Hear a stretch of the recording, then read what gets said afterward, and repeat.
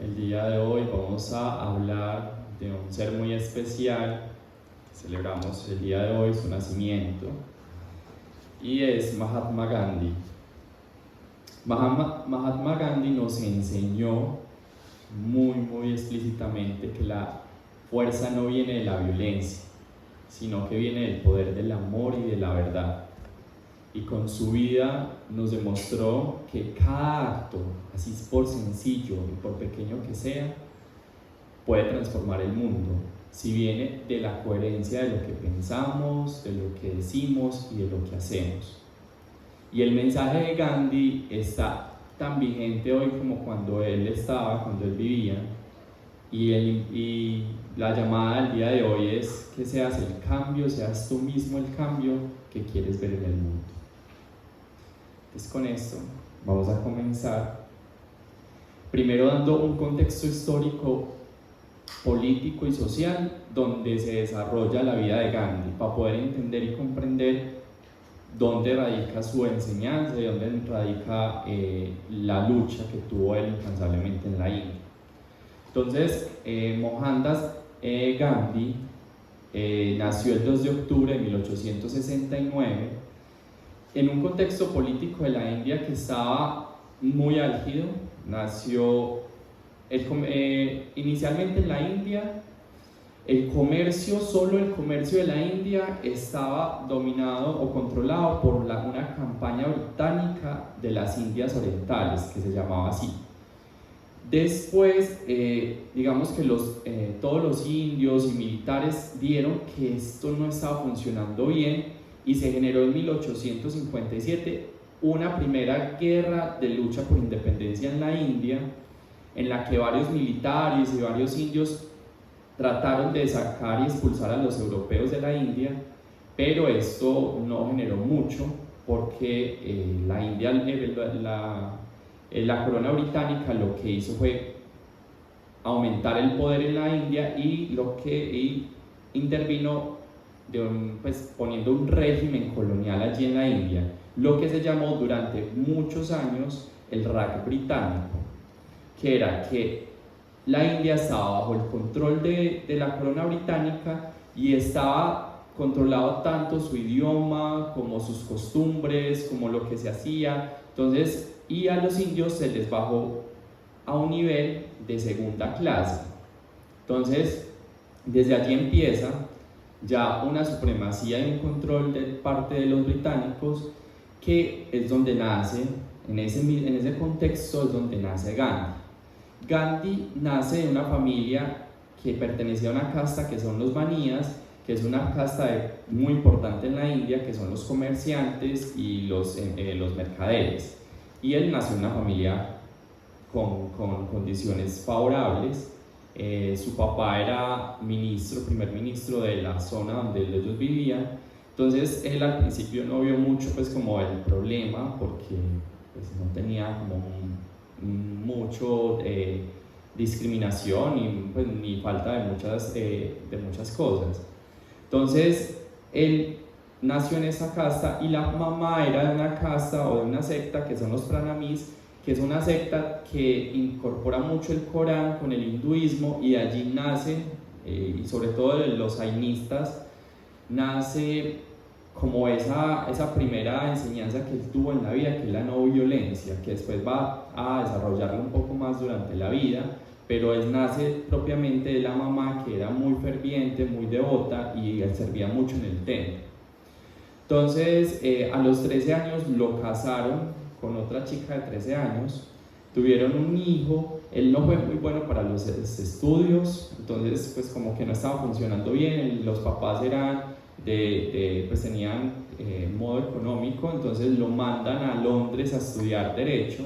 En ese momento no estaban viendo tanto la opresión de Londres, y como en su casta no se veía tan fuerte, entonces va hacia Londres a estudiar Derecho, y allí es donde ve un panorama de cómo ve el mundo occidental, el mundo oriental, y empieza a entender cómo él, siendo indio en Londres, era profundamente discriminado. Pero allí le da un bagaje teórico muy interesante, empieza a conocer otras culturas, empieza a conocer el Bhagavad Gita, a conocer la Biblia, el cristianismo y además varios textos de autores que lo inspiraron para lo que después sería pues como su principal enseñanza. Después vuelve a la India después de terminar y en su primer caso que tiene fue todo un fracaso de abogado. O sea, Gandhi no era muy, pues, como muy bueno lo que hacía en su abogacía. Entonces, en el primer caso se quedó pasmado, no fue capaz de defender a la causa que estaba haciendo. Y entonces, pues, no funcionó muy bien. Unos musulmanes le dan una oportunidad de irse para Sudáfrica a atender un caso más sencillito, pues como que fuera de ayudar allá. Entonces él se va para Sudáfrica en 1893 y allí hay una colonia hindú muy grande y ve un panorama súper drástico para los hindúes y para los indios allí, en el que estaban siendo explotados, estaban siendo discriminados, en el que no tenían ningún tipo de derecho y estaban pues ahí como en la clase baja, porque estaban siendo, pues digamos, sublevados por toda la comunidad de Sudáfrica, porque en Sudáfrica también estaban haciendo la colonización de los ingleses, entonces estaba pasando como un contexto parecido a los ingleses. Él se iba a quedar por unos cuantos meses hasta que iban a habilitar una ley que le quitaba el voto a los indios allá, entonces él dijo, no, me quedo. Y se quedó nada más que 22 años en Sudáfrica, luchando por causas o sea, la idea de él era la liberación de la comunidad india en Sudáfrica.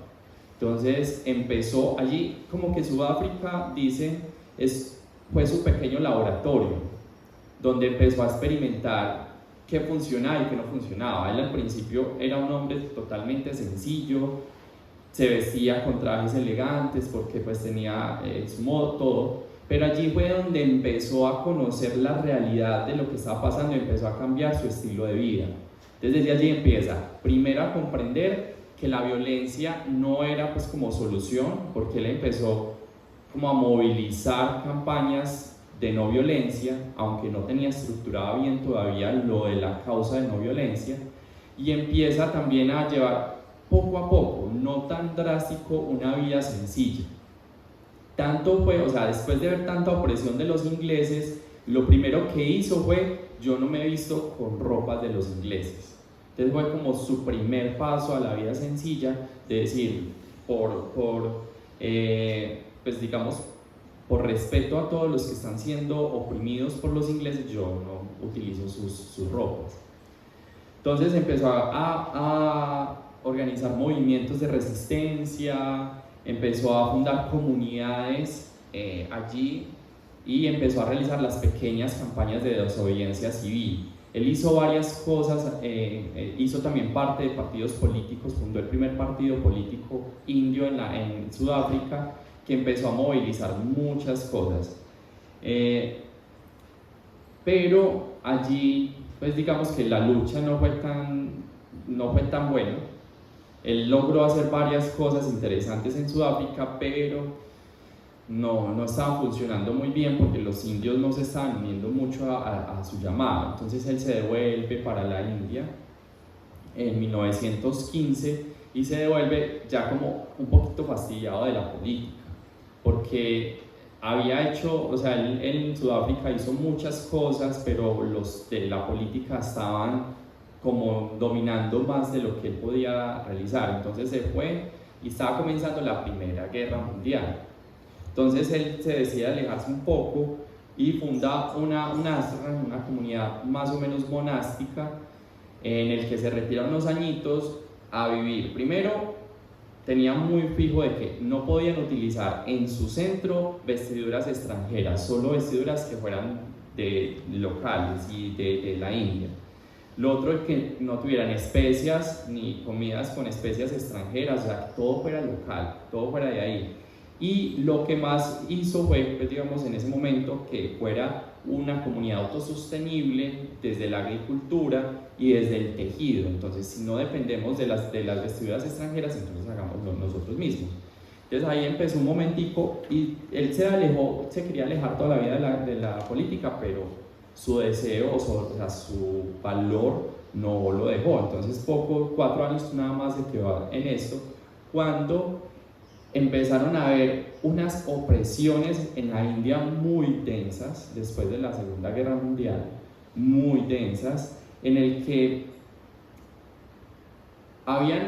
están sacando unas leyes para modificar la constitución de la India, y como estaba bajo la corona británica, en los que iban a modificar la constitución eran solo ingleses.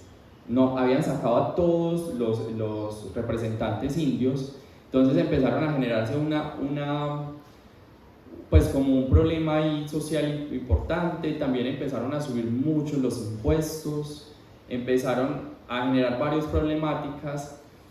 Entonces empezaron a hacer varios movimientos ahí suavecitos primero, y una vez, que fue como una cosa que marcó muchísimo a Gandhi, estaban celebrando una celebración muy específica de la India, y estaban congregados todos en unas plazas celebrando pues como esto, y el gobierno, uno de los jefes militares, lo que hizo fue que llegó con todo el ejército a disparar por doquier, pues, o sea, mató más de 400 personas, niños, quedaron miles de heridos, porque para él, pues para el militar, eso iba a ser una protesta, iba a ser, pues,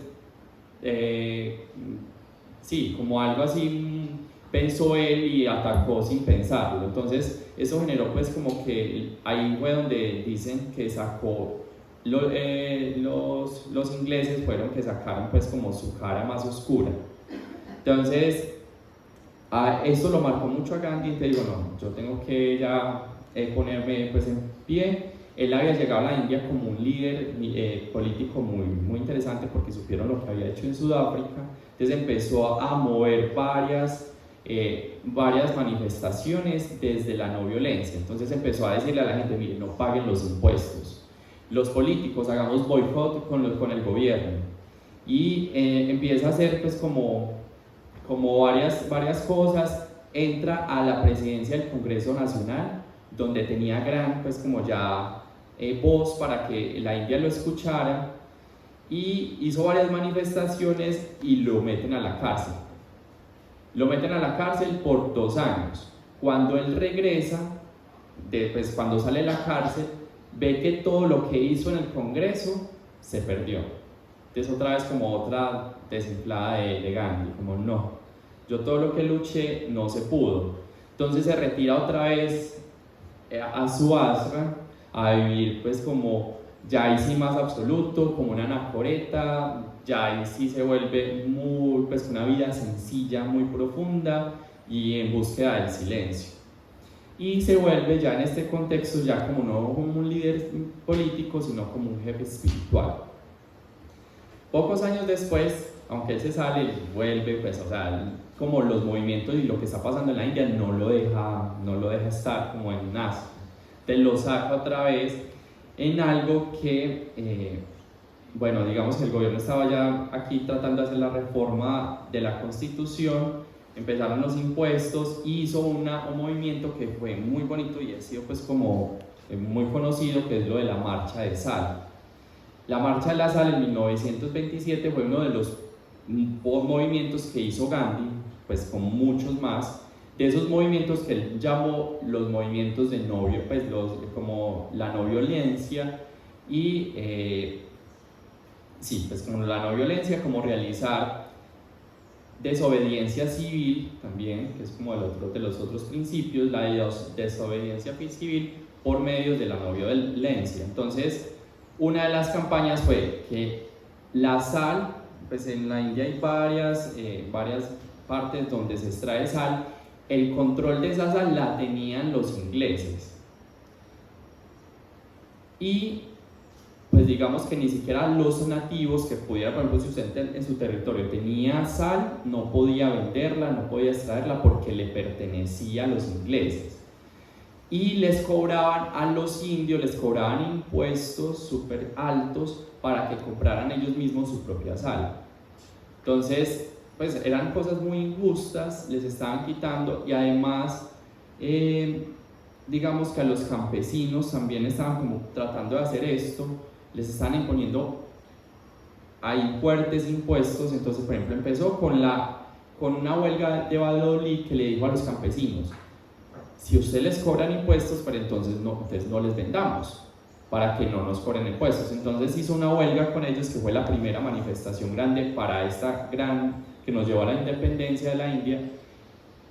Con una huelga de los campesinos, cerraron todos los campesinos de una forma pacífica, controlada, y bueno, ahí se logró manejar algo. Ya después, con lo de la sal, fue un movimiento muy grande, que fue que caminó por 10 días, más de 400 kilómetros, se fue caminando desde el ashram hasta la playa, donde estaban las partes, pues como donde estaba la sal.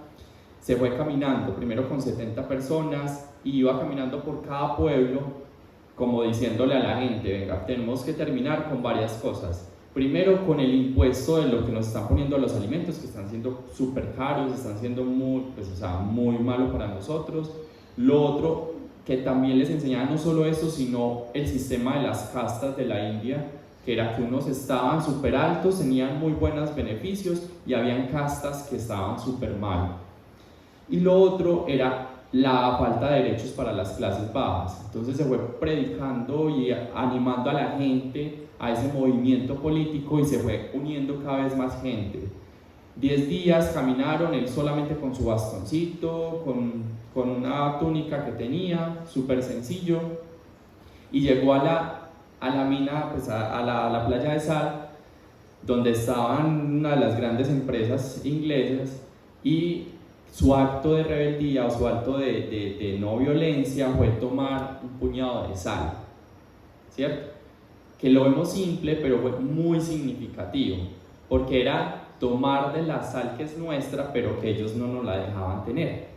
Entonces eso generó que mucha gente hiciera lo mismo, tomara un puñado de sal. Esa fue como la parte, y eso generó un revuelto, pues todo el mundo empezó a movilizarse, hubieron muchos encarcelados, a él lo encarcelaron, y hubo muchas cosas, pero al final logró generar como que les dieran lo dejaran producir a los indios también la sal. Entonces esto fue como una parte de varias cosas que lo fueron llevando poco a poco a la independencia. Después los del Congreso indio, propiamente los indios, declaran la independencia, y lo dejan a él como quien va a guiar la independencia, ¿cierto? Entonces, pues con varios movimientos, eso es muy, muy amplio para que lo estudien más a profundidad, empieza a generar la independencia de la India. Logra verla antes de que sea asesinado, como unos pocos años después, como 1 o 2 años después, lo asesinan en el ashram unos extremistas. ¿Listo? Entonces, eso es como para tener un contexto de lo que es la vida de Gandhi, en qué contexto social estuvo y qué logró con la enseñanza. Pero ahora vamos a ver corto lo que es la enseñanza de Gandhi. Vamos a seguirla de este libro que se llama Gandhi, la esencia de su enseñanza.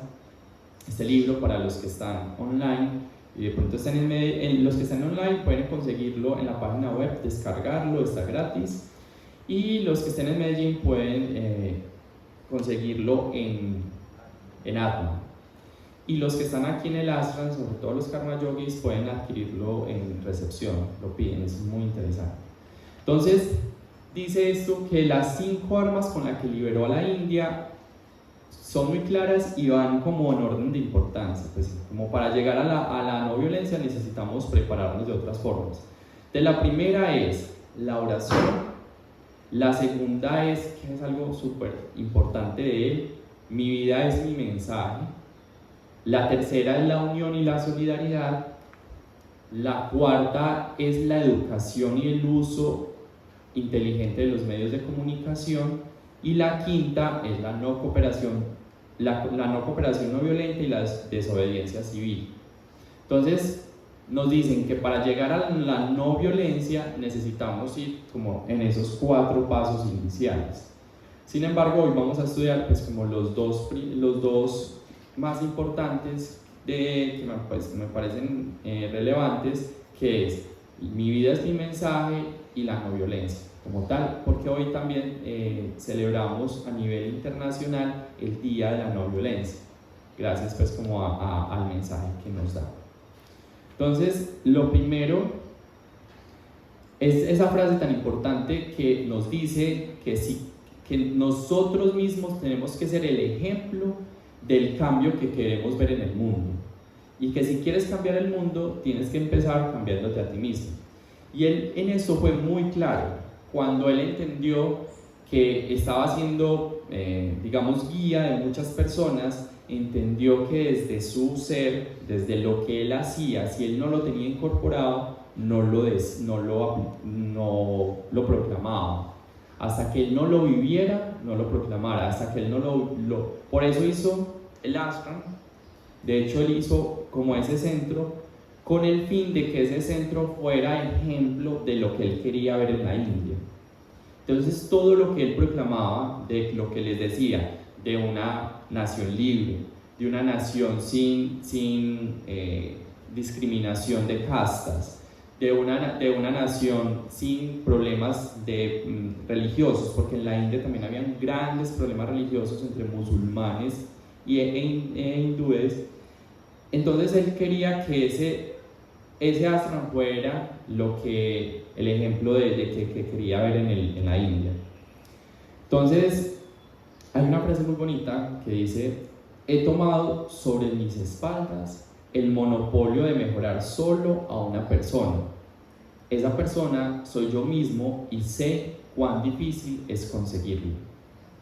Entonces empezaba a decir que él no podría imponer en cualquier persona una tarea que él no fuera capaz de llevarla, y que empezaba en generar en el interior esa paz y esa libertad que quería ver en el exterior, y empezaba con un proceso que él llama la purificación, que si nosotros no tenemos, o sea, no tenemos como esa cabida de conocer nuestro interior y de purificarlo, no vamos a ser capaces de lograr pues como mayor trascendencia. Y nos decía que esa purificación es el arma más fuerte que hay, y que es un arma silenciosa pero que transforma muchísimo. Entonces nos decía, la purificación de sí mismo, aunque no parezca ofrecer alguna realidad palpable, es el medio más poderoso para transformar nuestro entorno y superar los escollos más pesados. Entonces dice así: si nos hacemos libres, la India se liberará. A través de nuestra esclavitud, la nación ha sido esclavizada y será libre con nuestra libertad. Entonces, por ejemplo, nos contaba que, digamos que no es posible que los ingleses, por ejemplo, él decía la barbería. En la barbería no dejaban entrar a los ingleses, la barbería de los ingleses no dejaban entrar a los indios.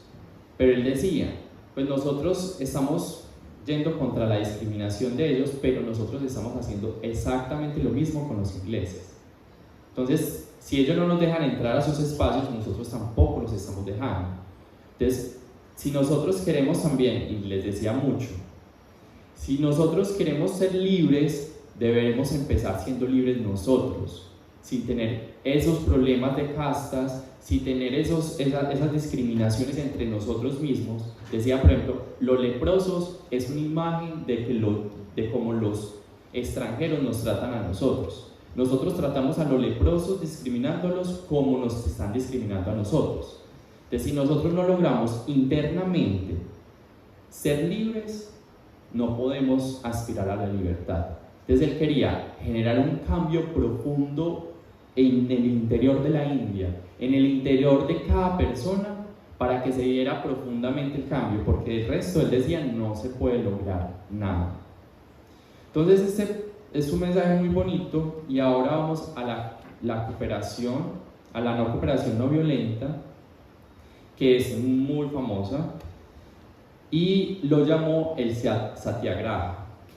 Satya es verdad o veracidad, y graja es firmeza o fuerza. Y aquí es una de las cosas que pues hemos pensado, que la no violencia es ser pasivos y aguantar. Pero lo que él nos dice no es eso. Por eso junta las dos palabras, verdad y fuerza. O sea, porque él decía, el ser no pasivos, de hecho, es como peor que la violencia. Entonces dice así: debemos vencer a los ingleses, no con violencia que hará inflamar su voluntad, pero sí con una firmeza que abrirá sus ojos. La cobardía es quizá el vicio más grande que padecemos y posiblemente sea también la violencia más grande. Sin duda es mayor que el derramamiento de sangre y otras cosas a las que generalmente se coloca bajo el rótulo de violencia. Cuando se tiene que elegir entre la cobardía y la violencia, hay que preferir la violencia. Pero mucho mejor todavía es la no violencia, que es la antítesis misma de la cobardía y la cima del valor. Entonces, me parece increíble porque nosotros hemos entendido un poco de que no actuamos violentos es quedarnos aquí oprimidos, quietos. No, hay que actuar con firmeza.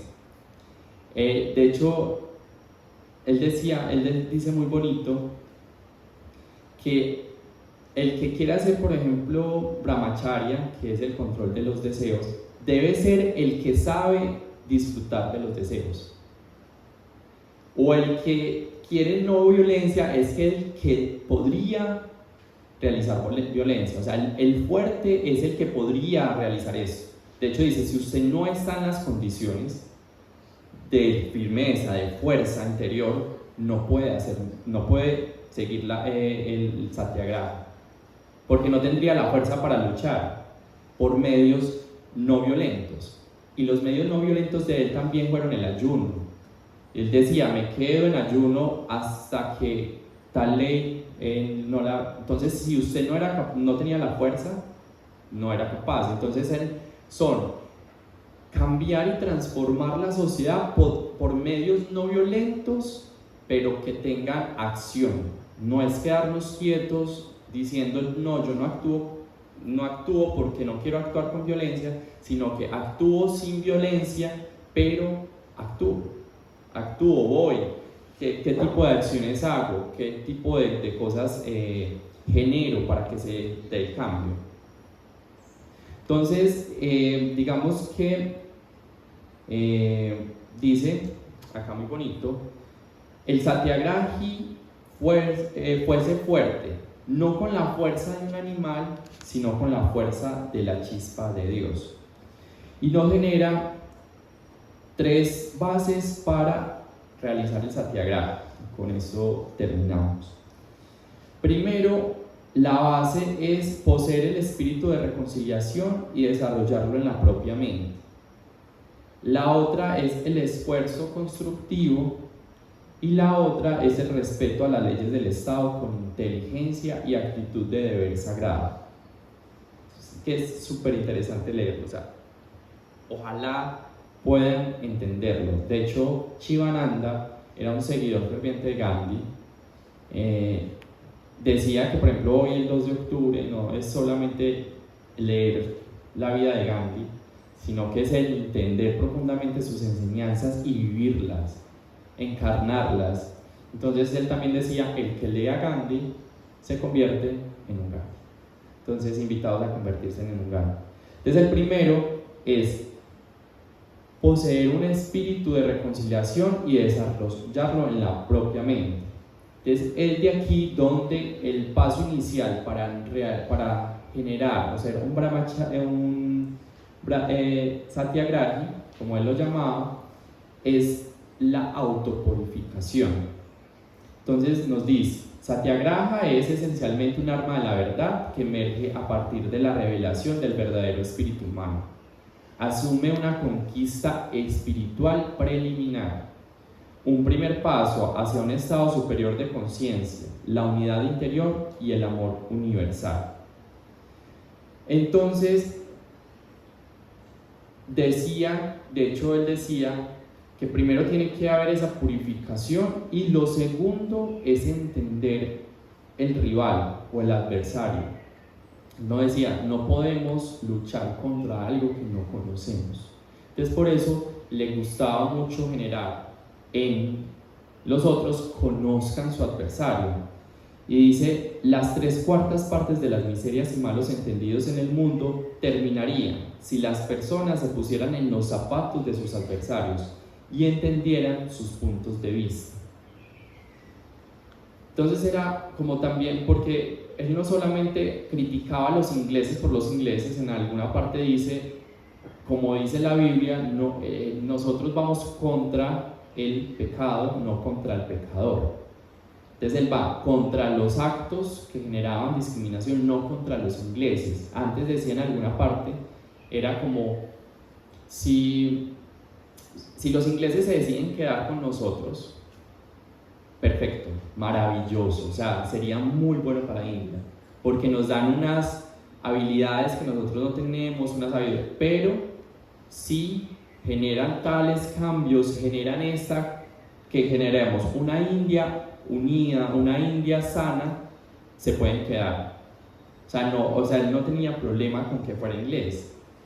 Antes los admiraba mucho, pero era contra los actos que los ingleses estaban haciendo en la India. Lo otro, él es el esfuerzo constructivo. Y aquí es súper interesante. Si usted no tiene incorporado los cambios que quiere en su vida, no se vaya a hacer protestas. No tiene de nada sentido. Si usted va a ir a pelear contra el gobierno, contra el maltrato infantil, por ejemplo, pero en su casa usted genera maltrato infantil, de nada sirve. De hecho, acá nos decía muy chévere, decía, es mucho más importante que un activista medioambiental evite lavar el carro y deseche por las cañerías residuos de motor que a que participe en una manifestación en contra de la deforestación. También sería más importante para él que un padre evite castigar a su hijo de 2 años si no obedece tal como se espera de él, a que colabore con UNICEF. Entonces, ese es el esfuerzo constructivo. Si no todos logramos en nuestro contexto interior el cambio que queremos ver afuera, de nada sirve tampoco. Entonces era el llamado que le hacía a los indios. ¿Cómo estamos nosotros actuando para poder decirle a los indios, no espérense? Nosotros somos libres, nosotros ya tenemos incorporado esto, queremos este cambio. Entonces, súper profundo este paso. El otro paso, que es también la otra base, que es súper retador, es el respeto a las leyes del Estado. Aunque las leyes del Estado en ese momento estaban siendo crueles, él decía, antes de que alguien pueda dedicarse a la desobediencia civil, debe haber sido respetuoso hacia las leyes del Estado. Entonces nos dice muy profundamente que obedecer las leyes de la sociedad con inteligencia y por sus propios deseos de hacerlo se considera un deber sagrado. Entonces incitaba, de hecho, mucho. Él empezó a hacer primero, y esa es una de las aprendizajes en Sudáfrica, que empezó a hacer manifestaciones con personas que no seguían, o sea, que no practicaban correctamente las leyes y que no las conocían. Entonces vio que eso no estaba llegando a ninguna parte. Entonces, por lo tanto, empezó a hacer, por ejemplo, en la India, empezó a hacer grupos de personas y lo primero que les ponía a hacer era conocer las leyes del Estado y vivirlas plenamente.